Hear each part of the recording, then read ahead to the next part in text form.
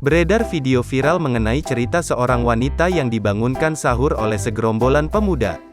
Diketahui, pemuda-pemuda yang membangunkannya sahur itu tinggal tak jauh dari lingkungan rumahnya.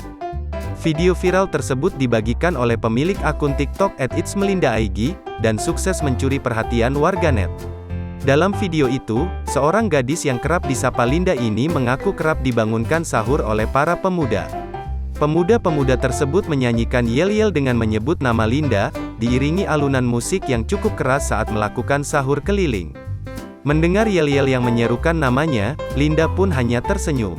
Tak sedikit yang beranggapan jika sosok Linda ini merupakan kembang desa sehingga banyak pemuda yang ingin membangunkannya sahur. Sontak video tersebut mendapat berbagai komentar dari warganet.